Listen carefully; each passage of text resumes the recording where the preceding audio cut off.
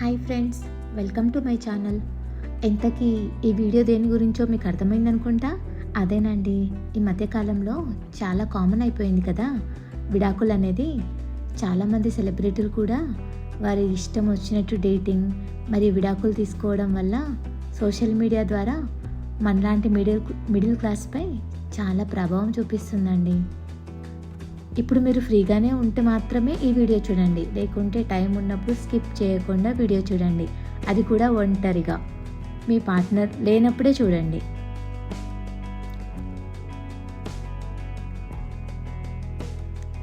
సర్లేండి, అది పక్కన పెడితే డైరెక్ట్గా కంటెంట్లోకి వచ్చేద్దాం. ఈ మధ్యకాలంలో చాలామంది చిన్న చిన్న విషయాలకే విడాకులు తీసుకుంటున్నారు. చాలా చిన్న చిన్న విషయాలకి. అందులో మొదటిది ఏంటంటే, ఇప్పుడు ఇద్దరి మధ్యలో కమ్యూనికేషన్ గ్యాప్ అనేది వస్తుందండి. ముఖ్యంగా ఏంటంటే, అసలు ఎందుకు వస్తుంది అలా? ఇద్దరు ఉద్యోగం చేయడం వల్ల ఇద్దరు ఒక టైంని మెయింటైన్ చేయలేకపోతున్నారు ఇంట్లో. ఒకళ్ళు నైట్ వెళ్తే ఒకళ్ళు మార్నింగ్ షిఫ్ట్, నైట్ షిఫ్ట్, ఈ విధంగా ఇద్దరు ఒక టైంని మెయింటైన్ చేయలేకపోవడము. దానివల్ల ఇద్దరి అభిప్రాయాలు అనేది ఒకళ్ళకొకళ్ళు అర్థం చేసుకోలేకపోతున్నారు మొదటిగా. అందులో ఒకటి ఏంటంటే, ఏ చిన్న విషయానికి ఎవరు తగ్గడం లేదు. నువ్వెక్కువ అంటే నేను ఎక్కువ, నువ్వెక్కువ నేను ఎక్కువ అనే చిన్న విషయానికి కూడా చాలా పెద్దదిగా చేసి దాన్ని సాగతీయడం తప్ప వేరేదేం లేదండి. ఇంకొకటి ఏంటంటే, ఒకళ్ళు ఖర్చు చేస్తే ఇంకొకళ్ళకి తెలియట్లేదు. అలా ఇష్టం వచ్చినట్లు ఎక్కువ ఖర్చు చేసేయడం, ఇష్టం వచ్చినట్టు ఫ్రెండ్స్తో బయటకు వెళ్ళడం, ఇష్టం వచ్చినట్టుగా పేరెంట్స్కి అది ఇది అని చెప్పేసి ఇంకా ఇప్పియడం, అలా చాలా ఇబ్బందులు అవుతుందండి. ఇంకొకటి ఏంటంటే, అందరు ఇండిపెండెంట్గా ఉంటున్నారు ఇప్పుడు అమ్మాయిలు. దానివల్ల ఇద్దరికీ నష్టం. ఏంటంటే, ఇండిపెండెంట్గా ఉండడం కరెక్టేనండి, దానివల్ల ఇష్టం వచ్చినట్టు మాట్లాడేయడము. ఆడపిల్లలకి భూదేవికి ఉన్నంత ఓపిక ఉండాలంటారు జనరల్గా. ఎందుకంటే ఒకప్పటి నుంచి మన పేరెంట్స్ వాళ్ళు ఎలా ఉండేవారు, ఎంత ఉన్నా ఒదిగి ఉండేవాళ్ళు. మన నాన్న వాళ్ళు ఏమైనా అంటే ఒక మాట అన్నా కూడా మన అమ్మ వాళ్ళు బాధపడి ఉండేవాళ్ళే, కానీ విడాకులు అంతవరకు వెళ్ళేవాళ్ళు కాదు. ఎందుకంటే వాళ్ళకి తెలుసు లైఫ్ అంటే ఏంటో, ఎలా ఉండాలి అనేసి.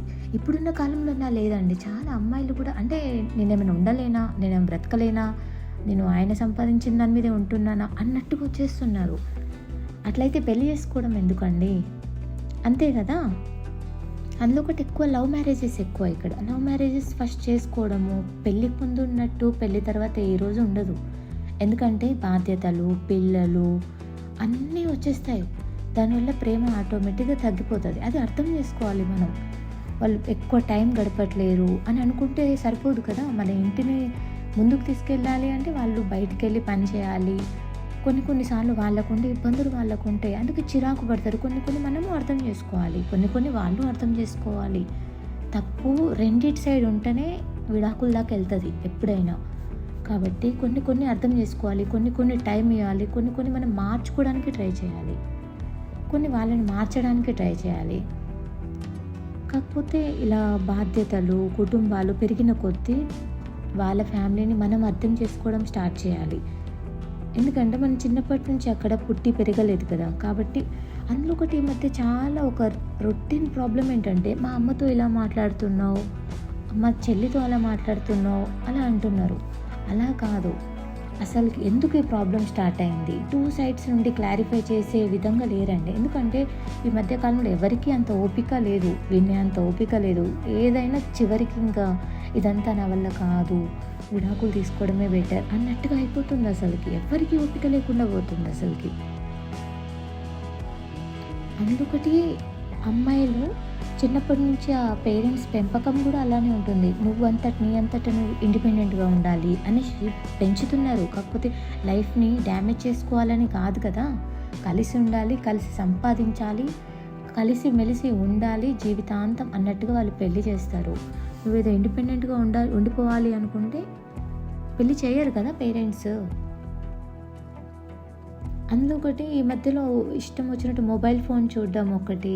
ఆ విధంగా ఒక్కొక్కరికి టైం ఇవ్వలేకపోతున్నారు. హస్బెండ్ వైఫ్ ఇద్దరు వాళ్ళు డే మొత్తం ఆఫీస్లో ఉండడం, తర్వాత పిల్లలకి టైం, మెయిన్గా పిల్లలతోటి టైం స్పెండ్ చేయకపోవడం, ఈ విధంగా చిన్న చిన్న విషయాలకు గొడవ పెట్టుకోవడం, చిన్న చిన్న విషయాలకి థర్డ్ పర్సన్ ఇన్వాల్వ్ చేసేయడం, మన ఫ్రెండ్స్ తోటి ఇంట్లో గొడవ పెట్టుకొని ఫ్రెండ్స్ తోటి ఔటింగ్కి వెళ్ళిపోవడం అలా ఎంతవరకు కరెక్ట్ కాదు కదా. సరే ఇదంతా ఒక విధంగా అనుకుంటే 99% ఇండియాలో విడాకులన్నీ అక్రమ సంబంధం వల్లనే ఎండ్ ఆఫ్ ది డే విడాకులు అయిపోతాయి అన్నమాట. ఎందుకంటే వాళ్ళు ఈ మధ్యలో ఇంకా మొబైల్ ఫోన్ ఎక్కువ అయిపోయింది. దానివల్ల ఇష్టం వచ్చినట్టు ఎవరు పడితే వాళ్ళు ఇష్టం వచ్చినంతసేపు మాట్లాడుకోవడం, ఇదొకటి వాట్సాప్ వచ్చిన దగ్గర నుంచి చాటింగ్ ఒకటి, దానివల్ల ఇష్టం వచ్చినంత విడాకులు అయిపోతున్నాయి. మనకు తెలిసే మన దగ్గరలోనే చాలామంది ఒకప్పుడు విడాకులు తీసుకుంటే అలా ఇలా చూసేవాళ్ళు. ఇప్పుడు అలా ఏం లేదు, వాళ్ళు విడాకులు తీసుకున్నారా అని ఇప్పుడు కామన్ అయిపోతుంది అసలుకి. అందులో కూడా ఈ సెలబ్రిటీస్ వల్ల చాలా చాలా కామన్ అయిపోతుంది. అయితే అక్రమ సంబంధాలు ఏంటంటే వీళ్ళు చిన్న చిన్న గొడవలు పెట్టుకుంటారు ఇంట్లో, దాన్ని పెద్దగా చేసి మళ్ళీ కొంచెమైనా వాళ్ళు బుజ్జగించడం కానీ అట్లేం ఉండదు వీళ్ళది. ఎందుకంటే వాళ్ళు ఆల్రెడీ అక్రమ సంబంధం పెట్టుకుంటారు, వాళ్ళకి చాలా లైట్ అయిపోతుంది ఇదంతా.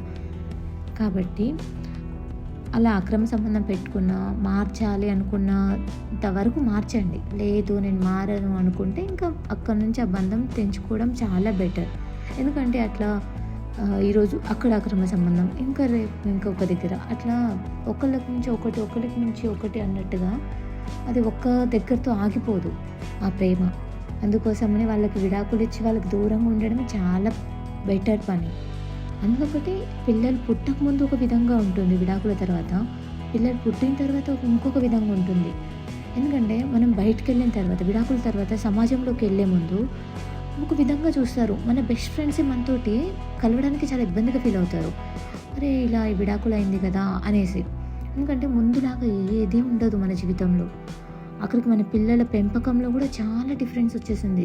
సింగిల్ పేరెంట్గా పెంచడం చాలా క్రిటికల్గా మారిపోతుంది. ఓకే సింగిల్ పేరెంట్ కాదు, మనం మన హస్బెండ్కే ఇచ్చేద్దాం బాధ్యత అంతా అనుకుంటే వాళ్ళు మళ్ళీ పెళ్లి చేసుకోకుండా ఉంటారు. వాళ్ళు మళ్ళీ పెళ్లి చేసుకుంటారు. పెళ్లి చేసుకున్న తర్వాత వాళ్ళు అవతల వచ్చే వైఫ్ వాళ్ళని క్లియర్గా చూసుకుంటారా? అదే ఉండదు. ఆమెకు పిల్లలు ఉంటారు, వాళ్ళు పెద్దగా అవుతారు, మొత్తం క్లాషెస్ వస్తూ ఉంటాయి. మన పిల్లల్ని అంత ప్రేమగా చూసుకుంటారా? మనమే ఏదో ఒక రోజు కొడుతూ ఉంటాము, ఏదో చిరాకో ఏదో బాధనో ఏదో ఆలోచనలో ఉండో. అలాంటిది వాళ్ళు ఎలా పెంచుతారు మన పిల్లల్ని? వాళ్ళు ఎలా పెరుగుతారు? కనీసం మన పిల్లల గురించి ఒకసారి ఆలోచించాలి. ఆలోచించిన తర్వాత నిర్ణయం తీసుకోండి. లేదు ఇంకా పిల్లలు లేరు, ఇంకా మారలేరు, ఇట్లా ఇంకా ఈ మధ్యలో తాగడం ఒకటి అది ఇది బ్యాడ్ హ్యాబిట్స్ ఉంటే మాత్రం కంపల్సరీ అది మార్చడానికి ట్రై చేయండి ముందు. లేదంటే మీరు మారడానికి చూడండి. ఇంకా అది కూడా కుదరట్లేదు, ఇంకా ఇది నా వల్ల కాదు అనుకునే టైంలో విడాకులు ఇవ్వడం అయితే కంపల్సరీ మంచి పనేనండి అది. ఇలాంటి వీడియోస్ మరిన్ని కావాలంటే నా ఛానల్ని సబ్స్క్రైబ్ చేయండి. వీడియో నచ్చితే లైక్ చేసి ఎక్కువగా గొడవ పడే కపుల్స్కి నా వీడియోని షేర్ చేయండి.